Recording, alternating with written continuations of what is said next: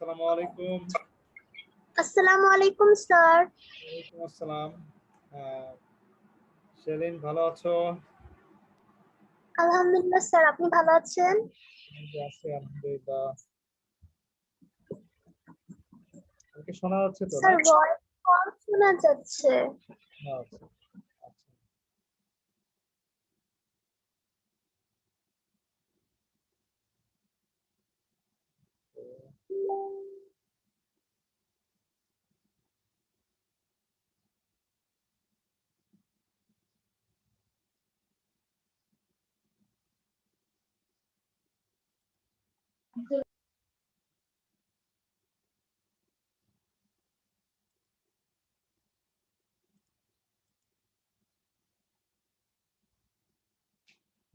তোমরা স্ক্রিন দেখতে পাচ্ছ? জি স্যার। ওকে, আচ্ছা। ডিয়ার স্টুডেন্ট, তো তোমরা যারা এই মুহূর্তে উপস্থিত আছো তারা চ্যাট বক্সে তোমাদের নাম এবং ইয়েটা লিখে ফেলো, রোলটা লিখে ফেলো। বাকিরা জয়েন করতে থাকুক, আমরা আমাদের ক্লাসের কার্যক্রম শুরু করি। ওকে। ওকে ডিয়ার স্টুডেন্ট, তো আজকে অনলাইন ক্লাসে তোমাদের সবাইকে স্বাগত জানাচ্ছি। আজকে মূলত আমরা রিভিশন ক্লাস শুরু করেছিলাম। আমরা গত আরো 2টা ক্লাস আগে আমরা রিভিশন ক্লাসের আজকে বেসিক্যালি 3 নম্বর ক্লাস। তো এই 3 নম্বর ক্লাসে আমরা মূলত 3 নম্বর ক্লাসটাই আমরা বেসিক্যালি করব, রিভিশন করার চেষ্টা করব ইনশাআল্লাহ। তো ওকে ডিয়ার স্টুডেন্ট, তো আজকে ক্লাসে আমরা যে টপিকগুলো নিয়ে আলোচনা করব, আমরা চ্যাপ্টার 2 নিয়ে আলোচনা শুরু করেছিলাম, রিভিশন শুরু করেছিলাম। চ্যাপ্টার 2 এ যেটা আছে সেটা হচ্ছে উৎপাদনের উপকরণ। তো আজকের ক্লাসে আমরা যে বিষয়গুলো নিয়ে আলোচনা করব সেটা হচ্ছে নিশ্চয়ই তোমরা দেখতে পাচ্ছ স্ক্রিনে, শ্রমের গুরুত্ব, শ্রমের প্রকারভেদ, শ্রম বলতে কি বোঝায়, শ্রম বিভাগের প্রকারভেদ, শ্রম বিভাগের সুবিধাসমূহ, শ্রম বিভাগের অসুবিধাসমূহ, আর শ্রমের গতিশীলতা। তো এই টপিকগুলো নিয়ে বেসিক্যালি আমরা আজকের ক্লাসে আলোচনা করব ইনশাআল্লাহ। ওকে ডিয়ার স্টুডেন্ট, তো এখন এই টপিকগুলো ধারাবাহিকভাবে আলোচনা করব, তোমাদের কাছ থেকে ফিডব্যাক জানবো যে তোমরা কতটুকু বুঝছো, কতটুকু জানো। সেই বিষয়গুলো জানবো, এর মাধ্যমে আমাদের এটা রিভিশন হয়ে যাবে ইনশাআল্লাহ। ওকে ডিয়ার স্টুডেন্ট, তাহলে চলো যাওয়া যাক, শুরু করি আমাদের আজকের ক্লাসের যে টপিকগুলো আছে সেগুলো আলোচনা। প্রথমে আসছে শ্রমের গুরুত্ব। শ্রম কেন গুরুত্বপূর্ণ সেই বিষয়টা নিয়ে আমরা আলোচনা করবো শুরুতেই। দেখো, শ্রম নানাবিধ কারণে আসলে আমাদের কাছে গুরুত্বপূর্ণ একটি বিষয়, গুরুত্বপূর্ণ একটি ইস্যু। তারপরেও যে সমস্ত স্পেসিফিক কারণে শ্রম আমাদের কাছে সবচেয়ে বেশি গুরুত্বপূর্ণ, সেই কারণগুলো আমরা তোমাদের সামনে উপস্থাপন করার চেষ্টা করেছি, যেগুলো নিয়ে আমরা এখন আলোচনা করবো ইনশাআল্লাহ। ওকে ডিয়ার স্টুডেন্ট, দেখো, শ্রম কেন গুরুত্বপূর্ণ তার মধ্যে অন্যতম কারণ হচ্ছে নাম্বার 1, প্রাকৃতিক সম্পদের সঠিক ব্যবহার। তুমি নিশ্চয়ই বুঝতে পারছো যে প্রাকৃতিক সম্পদের সঠিক ব্যবহার অর্থাৎ আমাদের কাছে যে সমস্ত ন্যাচারাল রিসোর্স আছে, প্রাকৃতিক সম্পদ আছে, সেগুলোকে আমরা শ্রমের মাধ্যমে অর্থাৎ শ্রম ব্যবহার করার মাধ্যমে আমরা আমাদের যে প্রাকৃতিক রিসোর্স আছে, ন্যাচারাল যে রিসোর্স আছে, সেগুলোকে আমরা সঠিকভাবে ইউজ করতে পারি, ব্যবহার করতে পারি। এটা শ্রমের মাধ্যমে কিন্তু এগুলো সম্ভব, পসিবল। উইদাউট শ্রম আমরা কিন্তু এই প্রাকৃতিক সম্পদের কোনো কাজে লাগাতে পারবো না। এই জন্য বলা হচ্ছে যে শ্রম আমাদের কাছে খুবই গুরুত্বপূর্ণ একটা ইস্যু। নাম্বার 2, মূলধন সৃষ্টি। দেখো, মূলধন সৃষ্টি, মূলধন সৃষ্টি বলতে কি বোঝাচ্ছি, মূলধন কিভাবে সৃষ্টি হয়। মূলধন দেখো, প্রতিটা শ্রমিক, প্রতিটা মানুষ সে যা কর্ম করে, সে কর্মের মাধ্যমে সে উপার্জন করে। তার সেই উপার্জিত অর্থেরই একটা নির্দিষ্ট অংশ সে কি করে, সঞ্চয় করে।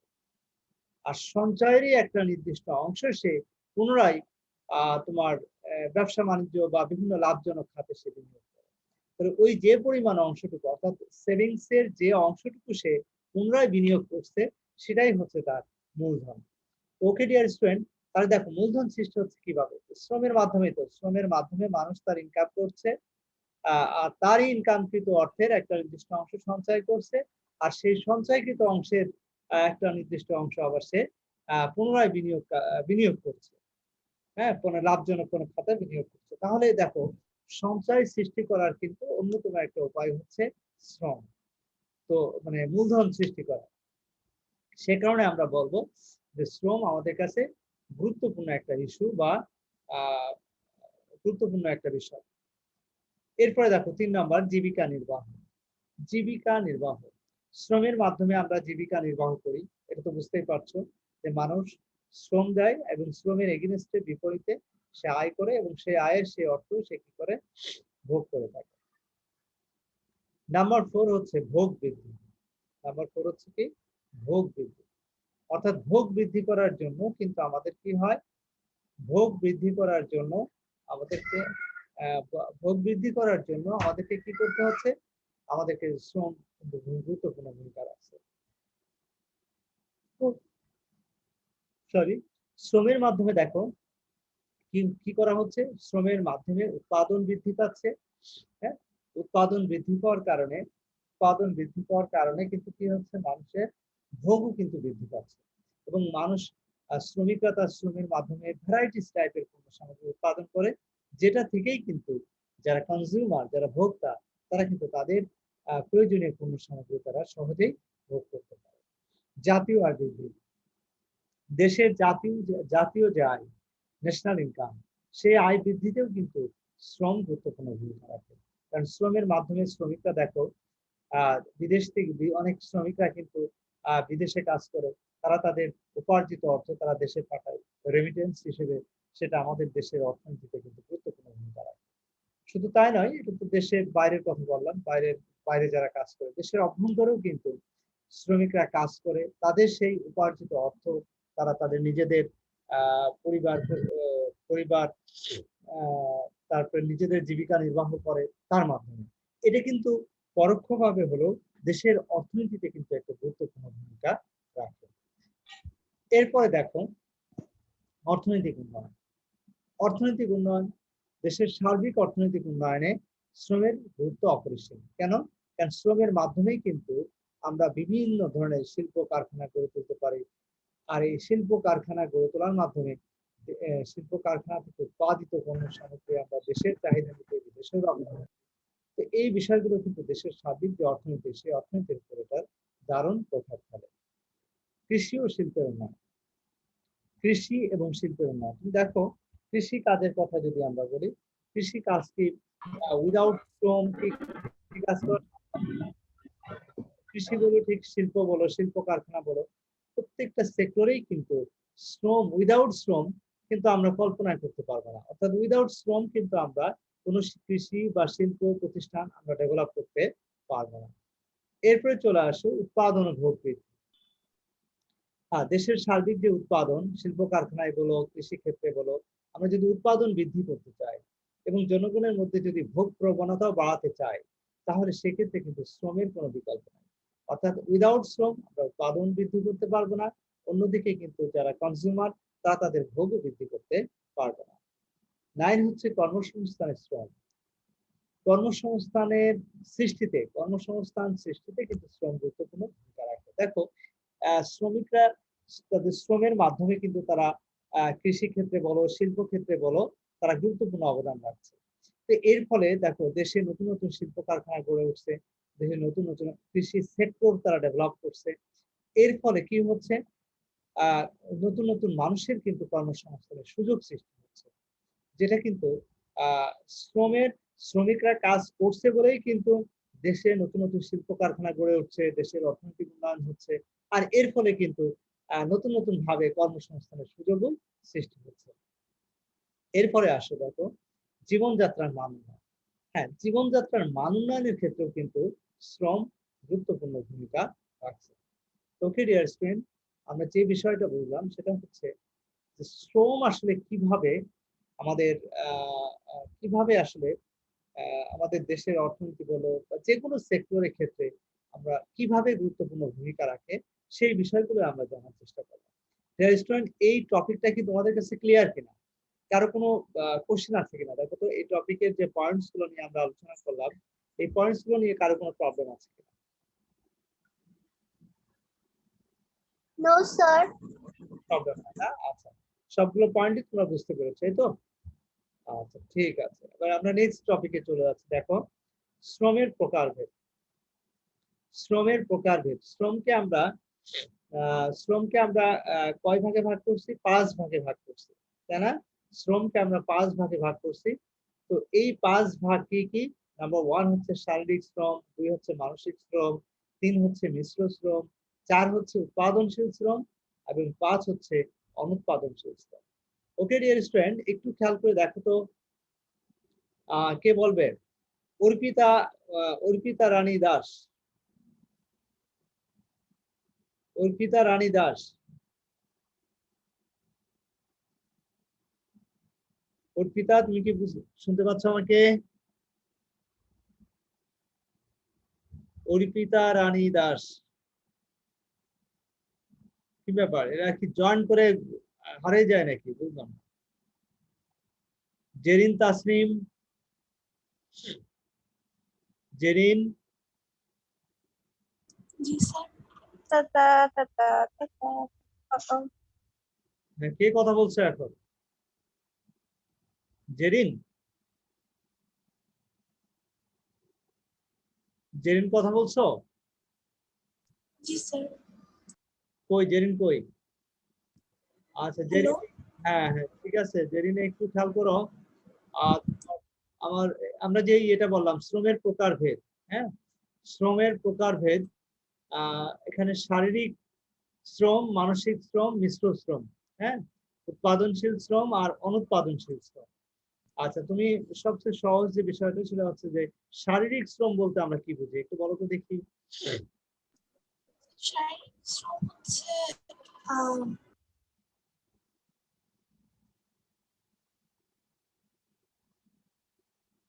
মিউট হয়ে গেছো, তুমি মিউট হয়ে গেছো, আনমিউট করো। হ্যালো।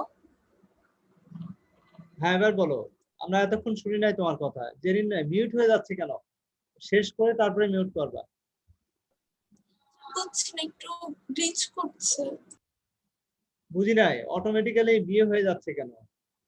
মিউট হয়ে যাচ্ছে কেন? তোমার কোনো কথাই তো আমরা শুনি না। মিউট করে ফেলতেছো কেন? ডাবল ক্লিক করছো কেন? আনমিউট করো, আনমিউট করো। হ্যালো। হ্যাঁ হ্যাঁ এবার কথা বলো। স্যার একটু গ্লিচ করছিল তো ওই জুম, ওই জন্য এরকম হচ্ছিল। এবার বলো তো শারীরিক শ্রম কাকে বলে? শারীরিক শ্রম হচ্ছে যে সকল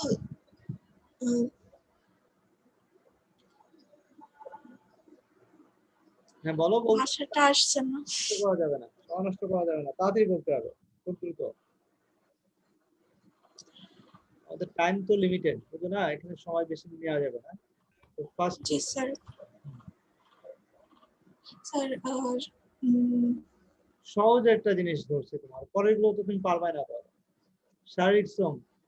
সাদিয়া আনোয়ার বলো, সাদিয়া আনোয়ার।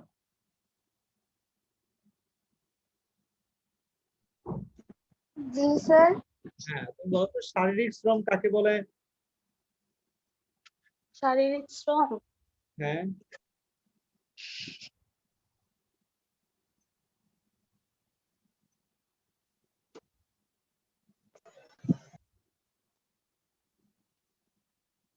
স্যার আমি পারবো না। তুমি পড়াশোনা করো না, বোঝা গেল। সহজ জিনিস যদি না পারো। কায়িক শ্রম। এতদিন এতদিন কি বুঝলে আর কি শিখলে? নাফিসা আক্তার, নাফিসা, নাফিসা,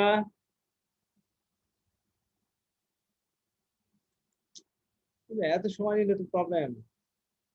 নাফিসা, স্যার আমি বলবো। কে কে? স্যার আমি খুশবু। খুশবু আক্তার, আচ্ছা বলো, তুমি বলে দাও। Okay. স্যার শারীরিক শ্রম হচ্ছে মানুষ তার শারীরিক শক্তি দিয়ে কোনো কাজে যে শ্রম দেয়, তাই হলো তাই, শারীরিক শ্রম। অর্থাৎ মানুষ সরাসরি তার মানে ফিজিক্যালি, মানে একদম সরাসরি মানুষ যে কাজ করে, জি স্যার। ব্যবহার করে, সেটাই হচ্ছে শারীরিক শ্রম। যেমন হচ্ছে একজন রিক্সা চালক যে কাজ করে, একজন কৃষক যে কাজ করে, তাই না? এটা হচ্ছে তার সরাসরি একজন কৃষক যেমন খেতে মনে করো হাল চাষ করতেছে, এটা তার শারীরিক শ্রম, সরাসরি সে পরিশ্রম করতেছে। শিল্প কারখানাতে শ্রমিকরা যে কাজ করে, হ্যাঁ, এটা তার শারীরিক শ্রম। ওকে, এরপর 2 নম্বর হচ্ছে মানসিক শ্রম। হ্যাঁ, সাদিয়া আনোয়ার বলো মানসিক শ্রম কাকে বলে? সাদিয়া আনোয়ার, খুব ফাস্ট হতে হবে, যার নাম বলবো খুব দ্রুত ইয়ে করতে হবে, সময় নষ্ট করা যাবে না। সাদিয়া আনোয়ার, রেডি থাকতে হবে। জি স্যার। হ্যাঁ বলো, মানসিক শ্রম কাকে বলে? মানুষের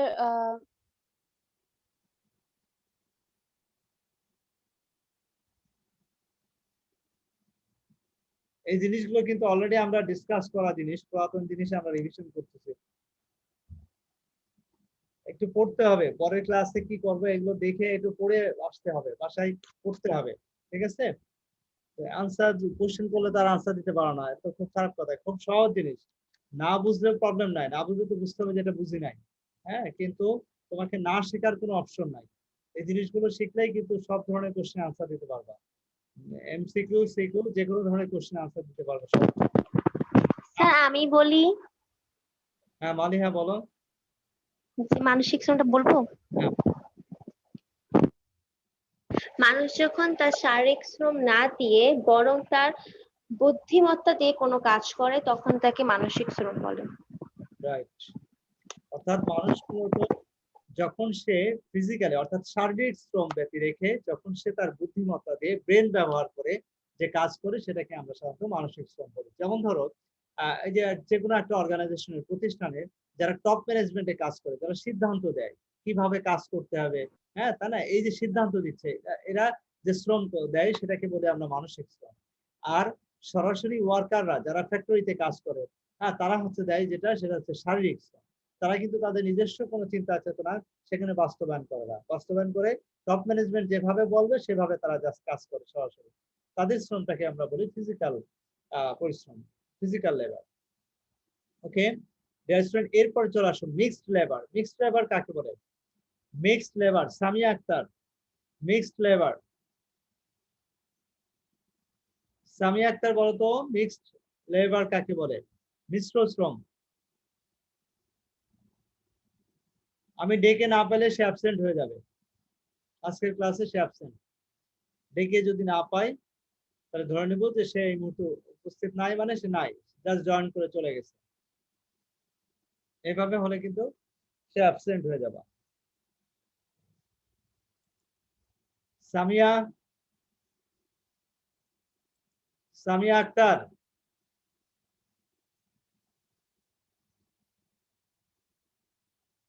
সামিয়া আক্তার, বুঝি না এরা সমস্যা কি, এদের ক্লাসে জয়েন করে কি চলে যেতে হয়?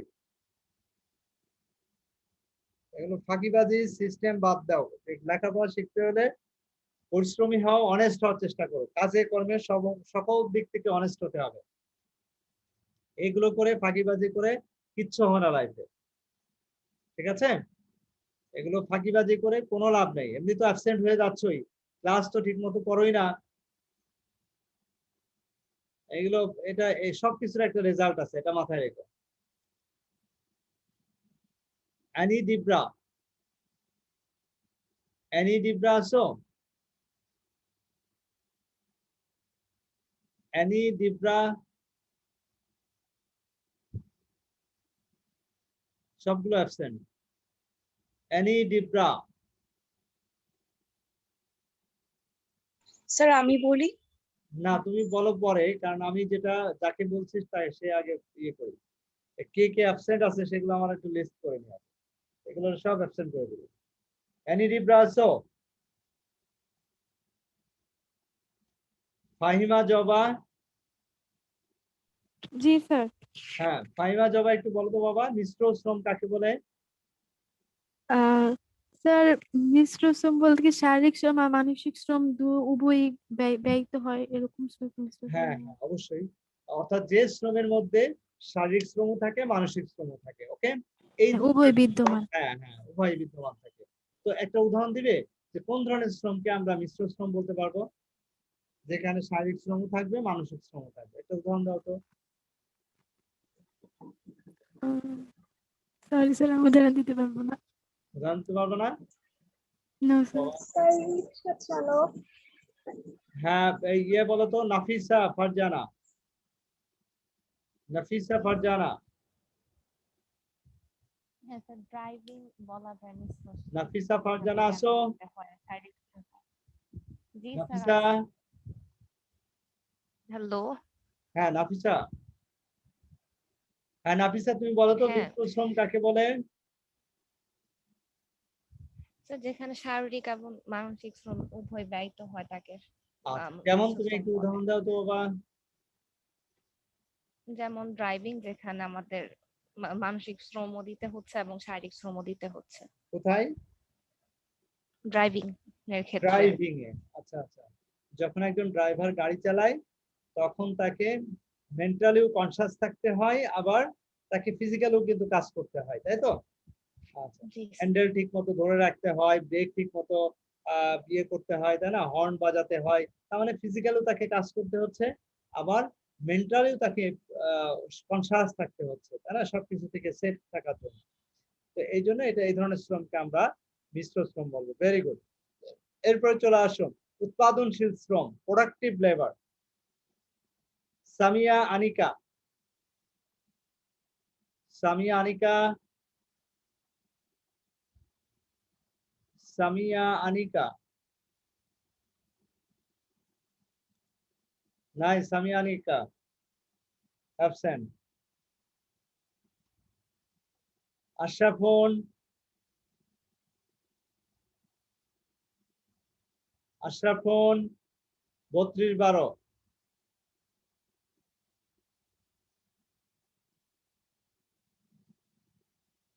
কি আশরাফুন আছে? আশরাফুন আছো? নাই, এগুলো সব অ্যাবসেন্ট। হাসিমা মালিকা। হাসিমা মালিকা।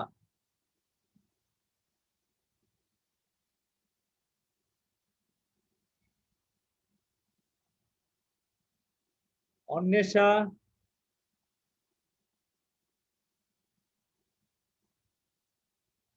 অন্বেষা।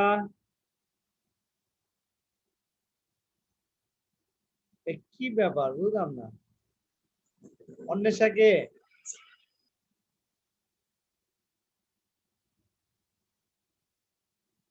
অন্বেষা, তোমরা কিন্তু সব অ্যাবসেন্ট হয়ে যাচ্ছ, ঠিক আছে? সব অ্যাবসেন্ট হয়ে যাচ্ছে।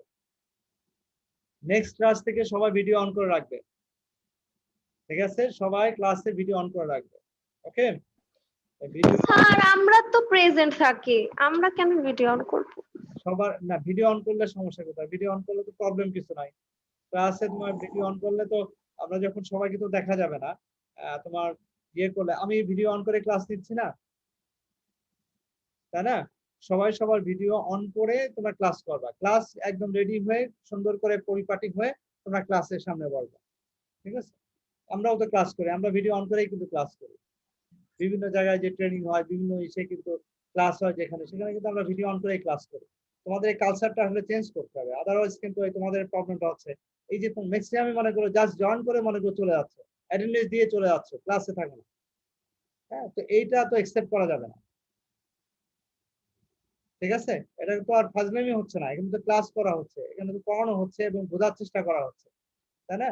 তো এখানে তোমরা তোমাদেরকে পাওয়াই যাচ্ছে না, এটা তো খুবই বাজে একটা বিষয়। এবং নেক্সট ক্লাস থেকে প্রত্যেকের ভিডিও অন করা থাকবে, ওকে? হ্যাঁ, নেক্সট ক্লাসে আমরা যখন স্লাইড শো করবো তখন তো সবার একসাথে দেখা যাবে না, কিন্তু আমি এটা টেকনিক্যালি সবই দেখতে পারবো, ঠিক আছে? ওকে। আমি ম্যাক্সিমাম কিন্তু পাই নাই আজকে। ইসরাত জাহান।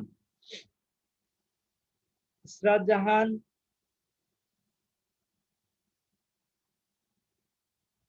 ইসরাত জাহান আসো।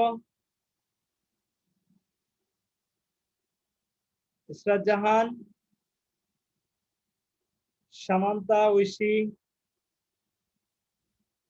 জি স্যার। ওকে।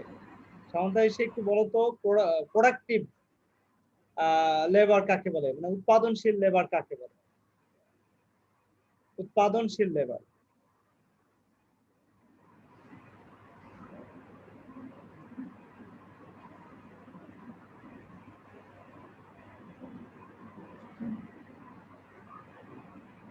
উৎপাদনশীল লেবার। হ্যাঁ, উৎপাদনশীল লেবার। কাজ করার সময় তোমার ভিডিও কি বলে অফ করে রাখার কোনো যুক্তি নেই, কারণ এটা তোমাদের জন্য এটা প্রযোজ্য না। ক্লাস তো সরাসরি হয় ক্লাস, তাই না? আমরা ক্লাস রুমে যখন ক্লাস করি তখন তো সরাসরি ক্লাস করি, তো এখানেও তোমার আনমিউট করার কোনো সুযোগ নেই, মানে ভিডিও অফ করে রাখার কোনো সুযোগ নাই। এটা নেক্সট ক্লাস থেকে এটা অন করে রাখবে। ওকে, সবাই প্রত্যেকেই সেভাবে প্রিপারেশন নিয়েই তোমার ইয়ে করবে। আজকে ইনস্ট্যান্টলি আমি বললাম না, কিন্তু নেক্সট ক্লাস থেকে মাথায় রাখতে হবে যে ভিডিও অন করে তোমাকে ক্লাস করতে হবে। ওকে, তারপরে এবং অ্যাটেন্ডেন্সের বিষয়টা আমি দেখতেছি, কে ক্লাসে থাকে আর না থাকে, পুরো বিষয়টা। এই যে আজকে কিন্তু অনেকের আমি অ্যাবসেন্ট করে দিই, এগুলো সব অ্যাবসেন্ট। ইসরাত জাহানকে পায় নাই। ইসরাত জাহান আছো? একজন আছে ইসরাত জাহান ইতি। ইসরাত জাহান ইতি আছো? দুজনের একজনও নাই। একটু আগে ইসরাত জাহান ইতি অ্যাটেন্ডেন্স দিল, অ্যাটেন্ডেন্স দিয়ে বেরিয়ে গেছে। সুরাইয়া, সুরাইয়া জি স্যার, আমি আসছি। আচ্ছা না, আচ্ছা একটু বলো তো বাবা, উৎপাদনশীল শ্রম কাকে বলে?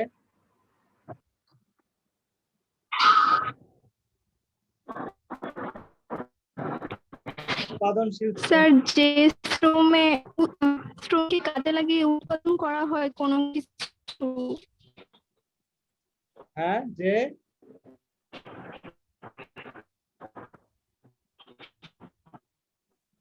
বুঝি না, একটু আর একটু ক্লিয়ার করে বলতে হবে, সবাই বুঝবে তো, সবাই শুনবে। স্যার, একটু ফাস্ট বলতে হবে, টাইম চলে যাচ্ছে তো আমাদের।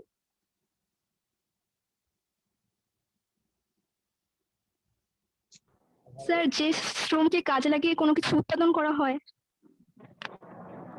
যে শ্রমকে কাজে লাগে উৎপাদন করা হয় তাকে উৎপাদনশীল শ্রম বলে না? আচ্ছা, মোট কথা শোনা, একটু খেয়াল করা, একটু মনোযোগ দিয়ে বুঝতে হবে।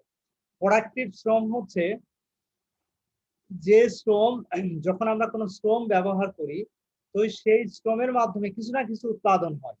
কিছু না কিছু উৎপাদন মানে এটা কার্যকর ভূমিকা, কার্যকর পদক্ষেপ রাখে, কার্যকর ভূমিকা রাখে যে শ্রমের মাধ্যমে।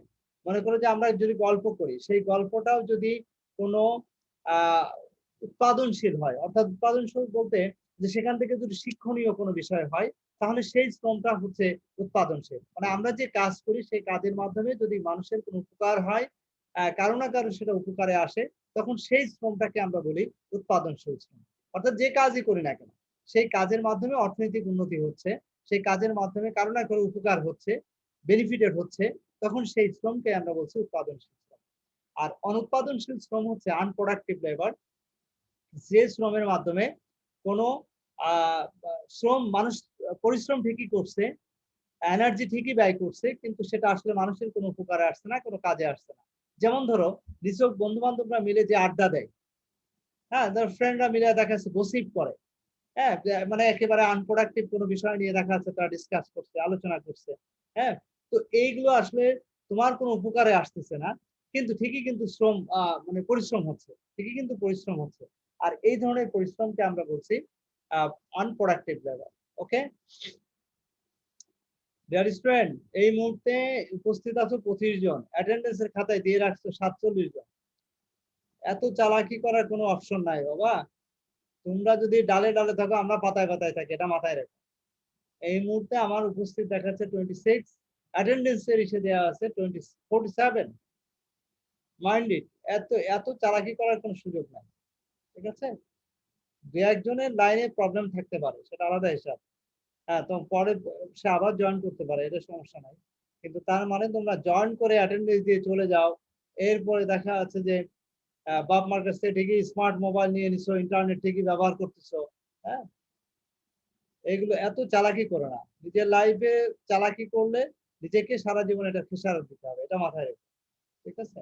নিজের সাথে নিজে প্রতারণা করতেছো তোমরা। এটা বাপ মাকে ঠকাচ্ছ না, টিচারদেরকে ঠকাচ্ছ না, ঠকাচ্ছ নিজেকে নিজে মাইন্ডে। এবং এটার জন্য সারা জীবন তোমাকে খেসারত দিতে হবে, এটা মনে রাখবে।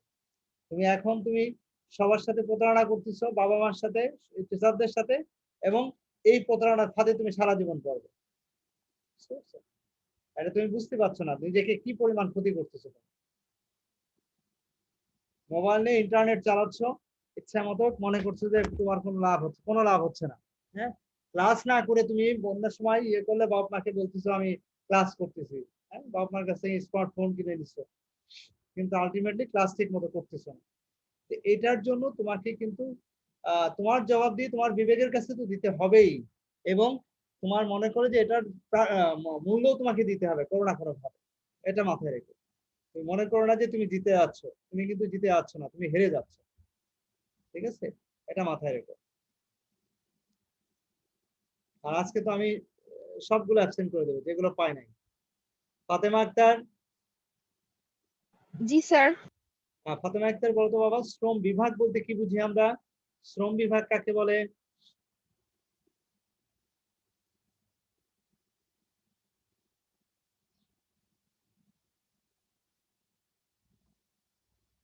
শ্রম বিভাগ কাকে বলে?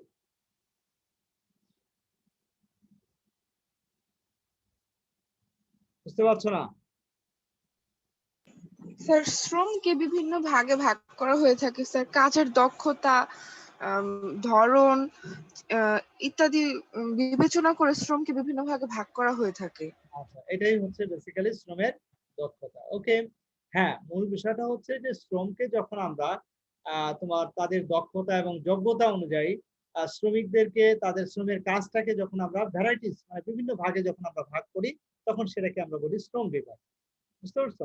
অর্থাৎ কোনো সমগ্র কাজকে সুনির্দিষ্ট কতগুলো স্তরে ভাগ করে দেওয়ার নামই হচ্ছে বেসিক্যালি শ্রম বিভাগ। ওকে, অর্থাৎ যেমন আমরা বলতে পারি যে শ্রম বিভাগ বলতে সমগ্র উৎপাদন প্রক্রিয়াকে কয়েকটি স্তরে ভাগ করে প্রতিটি স্তরের জন্য ভিন্ন যোগ্যতা ও দক্ষতা সম্পন্ন শ্রমিক নিয়োগ দেওয়া হয়। ঠিক আছে? আর এই প্রসঙ্গে স্যামুলসন বলছে কি দেখো, যে শ্রম বিভাগ হলো উৎপাদন প্রক্রিয়াকে সাজানোর একটি পদ্ধতি যেখানে প্রতিটি শ্রমিক উৎপাদনের একটি নির্দিষ্ট অংশে বিশেষভাবে দক্ষ হয়ে ওঠে। কেন একই কাজ সে বারবার করে বা সেই কাজে সে দক্ষ বা এক্সপার্ট, সে কারণে তাকে সেখানে নিয়োগ দেওয়া হয়েছে। আর সেই কাজ সে আরো বেশি করার কারণে সে ওখানে এক্সপার্ট হয়ে যায়, দক্ষ হয়ে যায়। হ্যাঁ, আর এটাই হচ্ছে বেসিক্যালি শ্রম বিভাগ। ওকে ডিয়ার স্টুডেন্ট, তাহলে মূল যে বিষয়টা আমরা শ্রম বিভাগ কাকে বলে সেটা আমরা বুঝলাম। এরপরে যেটা আসছে শ্রম বিভাগের প্রকারভেদ। শ্রম বিভাগকে দেখো আমরা 4 ভাগে ভাগ করছি। একটা হচ্ছে সাধারণ শ্রম বিভাগ, জটিল শ্রম বিভাগ, পেশাগত শ্রম বিভাগ, ভৌগোলিক শ্রম বিভাগ। তো সাধারণ শ্রম বিভাগ কাকে বলে বলতে পারবে?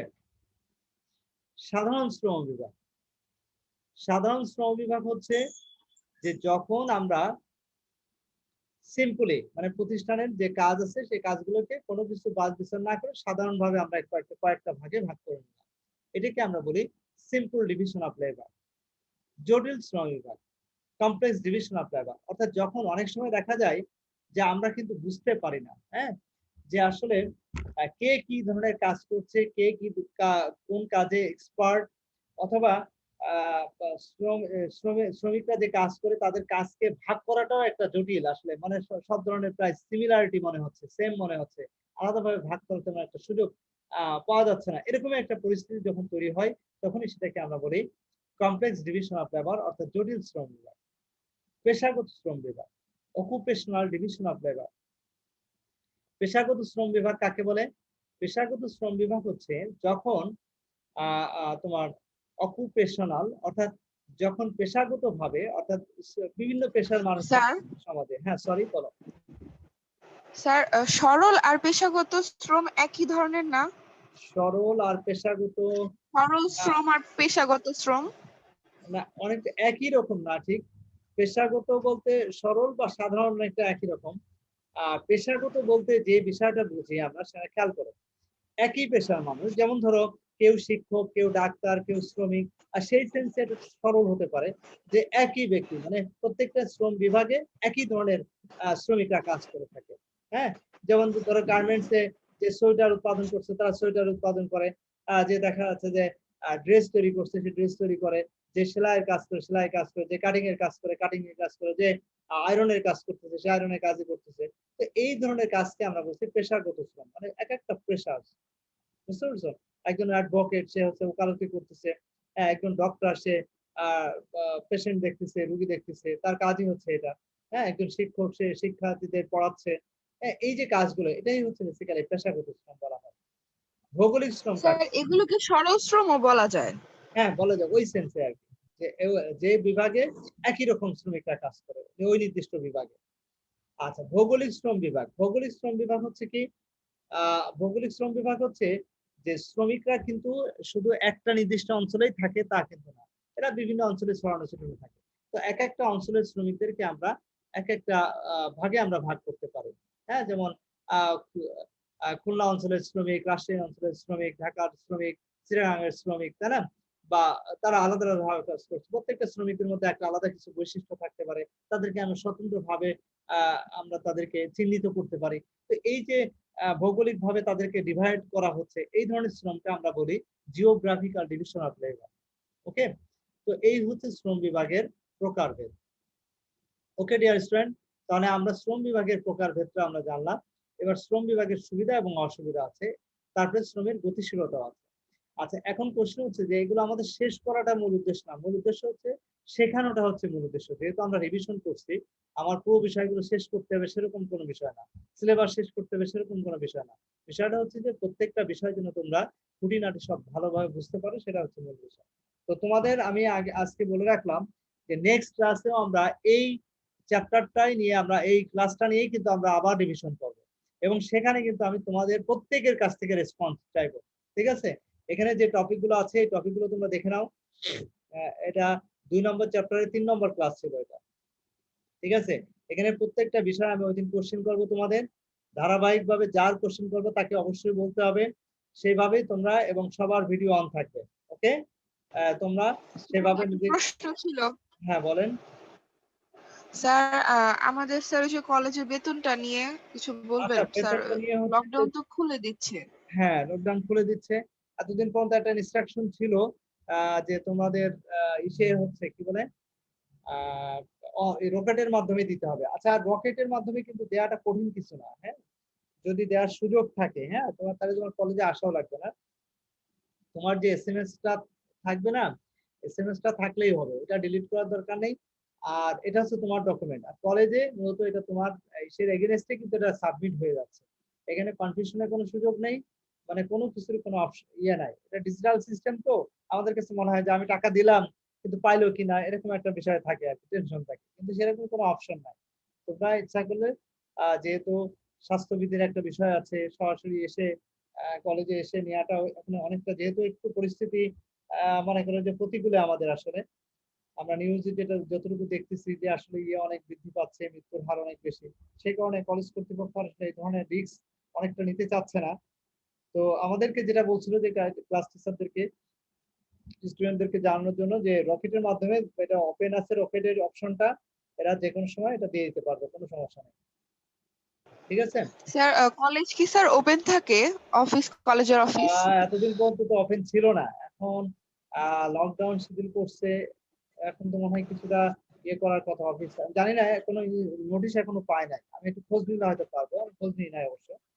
তো দেখি এটা অফিস খোলা থাকে কিনা সেটা একটু জেনে নিই। জেনে নিয়ে, কারণ এতদিন তো ব্যাংক ট্যাঙ্কও বন্ধ ছিল, সবই বন্ধ ছিল গতকাল থেকে। স্যার তো যেহেতু মার্কেট খুলছে, এখন কিন্তু যানবাহন কিন্তু ওইভাবে কিন্তু ছাড়ে না, মার্কেট শুধু খুলে দিছে ঈদ সামনে, হয়তো ব্যবসায়ীদের কথা চিন্তা করে। ঠিক আছে? আর ক্রেতাদের কথা চিন্তা করে, কিন্তু সমস্যা হচ্ছে মার্কেট তো গাড়ি যানবাহন কিন্তু ছাড়ে নাই, এখন অফিস আদালত খোলার বিষয়ে কিন্তু ওইভাবে কিন্তু বলে নাই, সে কারণে এখনো আমার ধারণা অন করে নাই। তারপরেও যে কোনো নোটিশ হলে আপডেট হলে তো জানবা, কিন্তু প্রিন্সিপাল স্যার অবশ্য যেটা আমাদেরকে বলছিল যে স্টুডেন্টদেরকে আপনারা বলেন এটা রকেটের মাধ্যমে দিয়ে দেওয়ার জন্য, বুঝতে পারছো? রকেট তোমাদের সাথে আমি এটা ইয়ে করে শেয়ার করে দিলাম, যে তোমরা একটু ইয়ে করো, অন্যদেরকে জানাও, রকেটের মাধ্যমে দিলে তোমাদের জন্য সুবিধা, আমাদের জন্য সুবিধা। মানে এটা হচ্ছে ডিজিটাল সিস্টেমে, তো 1 মিনিটের মধ্যে তোমার এটা পেমেন্ট হয়ে যাচ্ছে, কিন্তু এটা ভাবার কোনো কারণ নেই যে পেমেন্ট